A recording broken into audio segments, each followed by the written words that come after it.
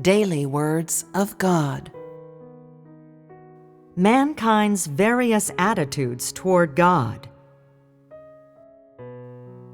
How people behave toward God decides their fate, and decides how God behaves toward and deals with them. At this point, I'm going to give some examples of how people behave toward God.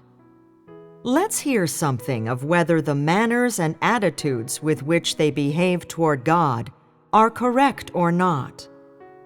Let us consider the conduct of the following 7 types of people. A.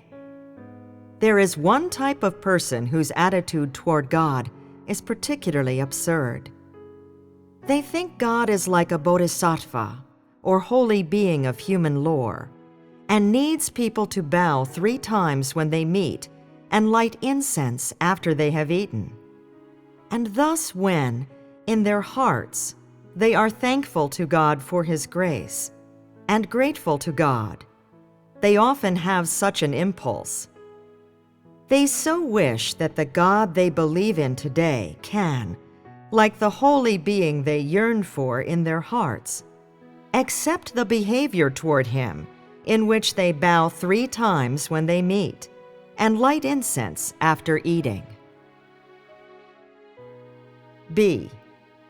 Some people see God as a living Buddha, capable of removing all the living from suffering and saving them. They see God as a living Buddha, capable of taking them away from the sea of affliction.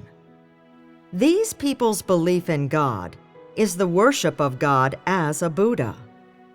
Although they do not light incense, kowtow, or give offerings, in their hearts their God is just such a Buddha, and only asks that they are kind and charitable, that they kill no living thing, don't swear at others, live a life that appears honest, and do nothing bad, just these things. This is the God in their hearts.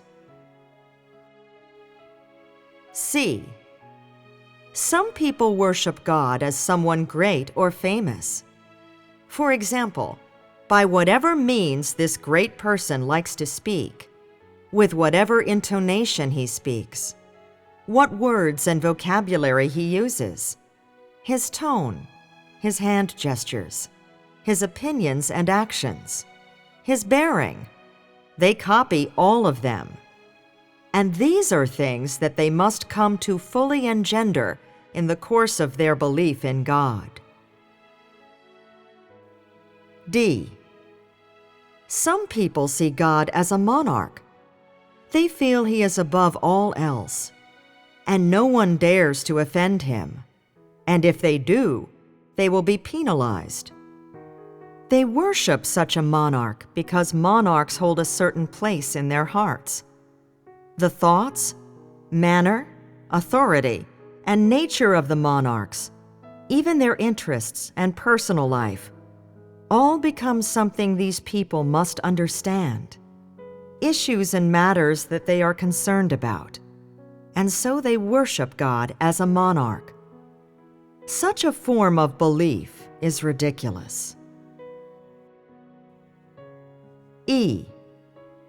Some people have particular faith in the existence of God, one that is profound and unwavering. Because their knowledge of God is so superficial, and they don't have much experience of the words of God, they worship Him as an idol. This idol is the God in their hearts. It is something that they must fear and bow down to, and which they must follow and imitate. They see God as an idol, one that they must follow their whole life.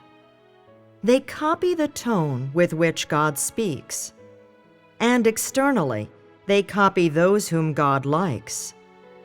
They often do things that appear naive, pure, and honest, and they even follow this idol like a partner or companion that they can never part with.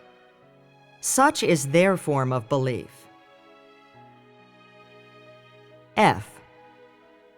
There are some people who, despite having read many of God's words and heard much preaching, feel in their hearts that the only principle of their behavior toward God is that they should always be obsequious and fawning, or else should praise God and commend Him in a way that is unrealistic. They believe that God is a God who requires them to behave in such a way, and they believe that if they do not do so, then at any time they may provoke His anger or sin against Him, and that as a result of sinning, God will punish them. Such is the God in their hearts. G. And then there's the majority of people who find spiritual sustenance in God. Because they live in this world, they are without peace or happiness, and nowhere do they find comfort. After they find God, when they have seen and heard His words, in their hearts they are secretly joyful and elated. And why is that?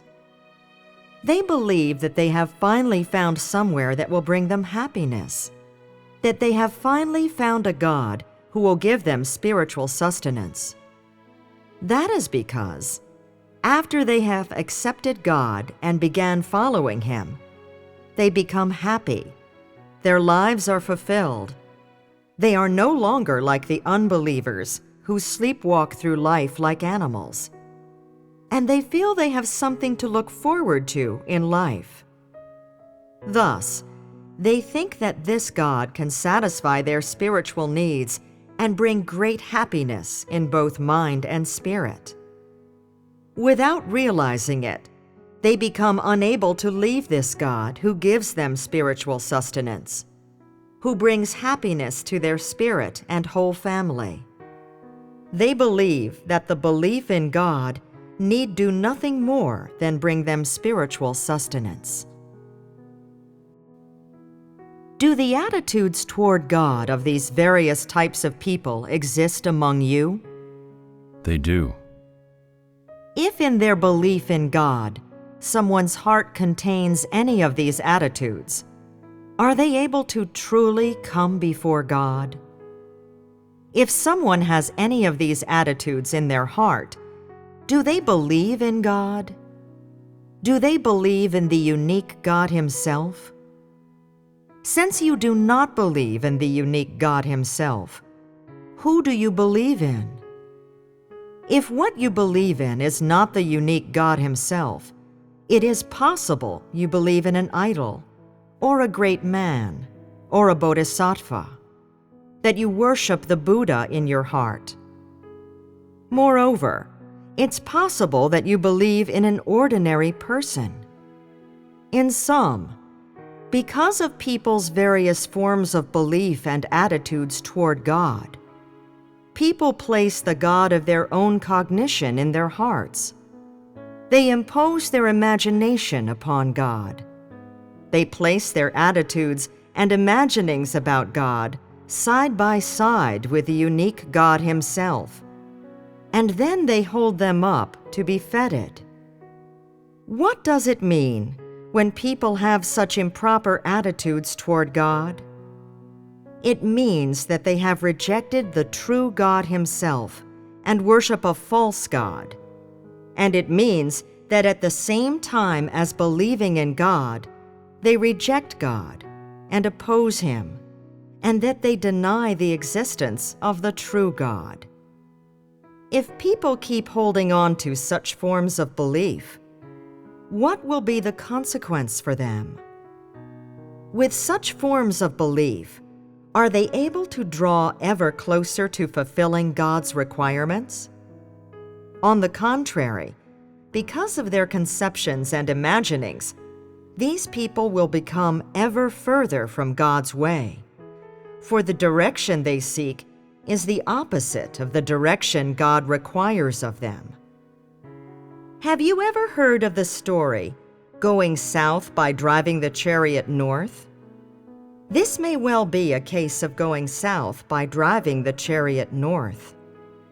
If people believe in God in such a ludicrous way, then the harder you try, the further you will run from God. And so I admonish you this: before you get going, you must first discern whether you are going in the right direction.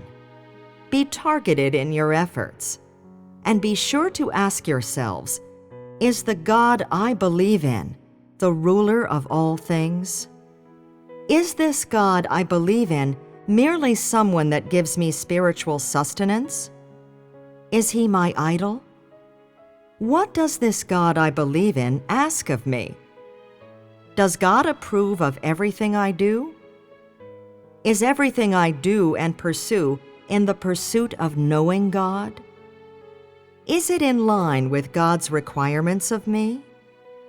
Is the path I walk recognized and approved of by God?